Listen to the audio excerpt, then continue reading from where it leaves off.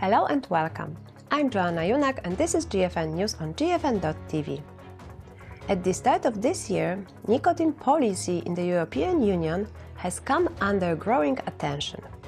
Recent comments by an EU health commissioner suggesting that smoke-free nicotine products are as harmful as cigarettes have sparked debate among experts and policymakers.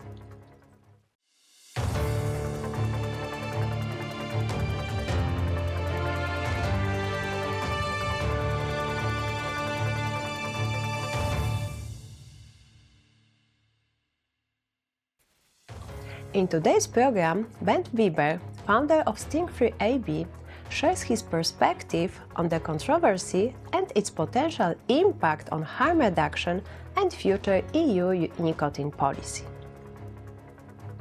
Hello, Bent. Could you explain to us why the EU Commissioner's statement on smoke-free nicotine products caused so much controversy? Because when the EU Commissioner is comparing safer nicotine alternatives like nicotine pouches, snus and vapes with smoking, it is very dangerous because it sends a signal that smoking, that according to the WHO kills 7 to 8 million people prematurely each year, whereas there has not been a single death in history attributed to nicotine pouches or snus or vaping for that matter. So it's a very dangerous statement. And for those viewers who perhaps have not heard the statements from Oliver Várhelyi from Hungary, EU Commissioner of Health. These statements were made in the summer of 2025. He said, "For the first time ever, we acknowledge that new tobacco and nicotine products pose health risks comparable to traditional ones, and following has created completely new health risks that are comparable to or even greater than smoking itself." So bear in mind, viewers, smoking, according to the World Health Organization, kills 7 to 8 million people each year, dying prematurely due to mainly lung cancer and other cancer forms and cardiovascular diseases. So let's investigate the number 7 to 8 million premature deaths.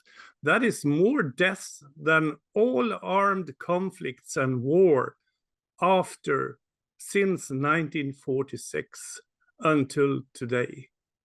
So this is a very extremely false and dangerous statement.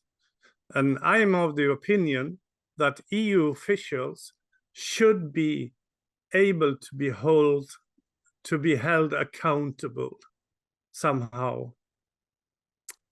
There has been a public outcry from a whole long list of experts and innovators like me. I'm the innovator of the Sting-Free pouch technology. And I did mention on X, I was so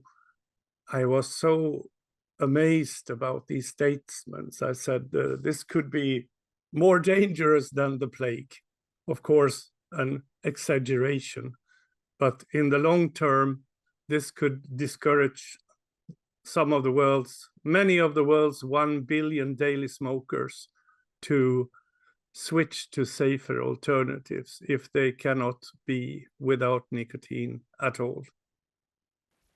It seems, based on what you've just said, that some THR experts may disagree with the EU Commissioner's statement.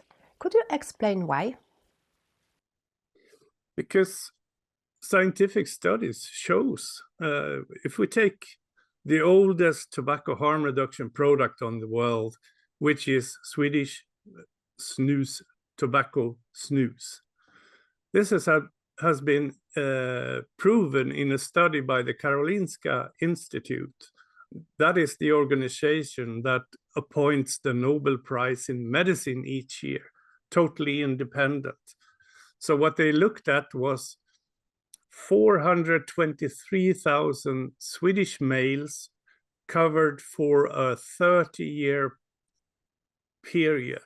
And they concluded that there is no increased risk whatsoever for oral cancer compared to never snus users. If we look at, for example, the independent German BFR Institute, a few years ago, they investigated some 60 different types of nicotine pouches. And the conclusion was that, you know, there were hardly any measurable traces of any dangerous, ingredients in nicotine pouches.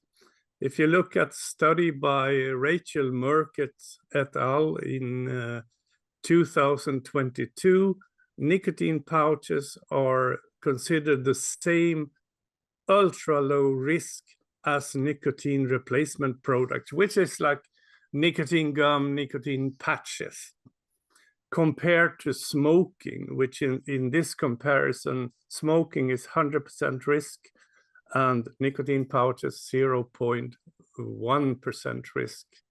And looking at snus, if I remember correctly, snus is with tobacco is about 5% the risk of smoking, and compared to vaping, I think vaping was like 3% risk of smoking. And simply, I'm also the founder of the EU for Snus movement 8 years ago, and my heart burns for more people doing the same journey as I have. I quit smoking in 1991 for good, thanks to snus. And so many people are, these past years, finding a way out of smoking thanks to safer alternatives. And looking at Sweden, the daily smoking rate in Sweden is now down to 5.3%. And among the young people, because EU likes to point out often that, more young people, you know, will start smoking because they start using nicotine pouches or vaping. And that is not the fact, because the past 10 years, according to Swedish government national statistics, the smoking prevalence of 16 to 29-year-olds has decreased with 72% and has been exchanged. It's almost a perfect correlation with the snus and nicotine pouch use.